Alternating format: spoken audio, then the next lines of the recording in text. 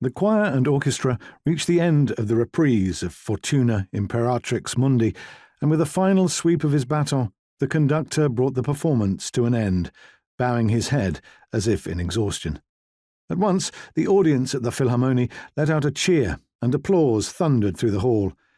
As the conductor turned, some of the audience rose to offer a standing ovation, and the rest began to follow. Dr. Manfred Smesler sighed as he stood stiffly.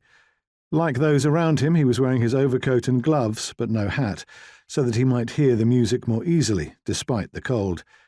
Because of the shortage of coal in the city, the heating had not been turned on, and even after an hour and a half of the audience crowding into the hall, the air was frigid. Smesler wondered how the performers had been able to carry on in such conditions. Perhaps the need to concentrate had distracted them from the icy atmosphere. He felt a light pressure on his arm and turned to his wife, Brigitte. She said something inaudible, then cleared her throat and spoke loudly as he dipped his ear towards her. "I said they did wonderfully." "Yes," he replied, "under the circumstances." The applause continued as Wilhelm Furtwängler gestured to his orchestra to take a bow, and then the choir. The clapping subsided, and there was the usual bustle as the crowd edged towards the aisles and made for the exits. Smesler guided his wife out, along with the couple who had accompanied them to the performance. Hans Ebermann, a lawyer, and his wife, Eva. The Schmeslers had met the Ebermanns at a party a few months earlier and had shared a number of social events since then. Ebermann caught his eye and commented, just loudly enough to be heard, "How fortunate that the tickets were free."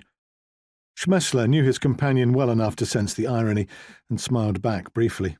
Since the Nazi Party had taken power, they had driven a host of musicians and composers into exile and limited the repertoire of those that remained to mainly German music, which meant the capital's concerts were becoming repetitive. At least they'd been spared an evening of Wagner, thought Smesler. As the crowd edged forward, people fumbled for scarves and mufflers and put on their hats in preparation for the cold out in the street. Berlin was in the grip of the bitterest winter in living memory.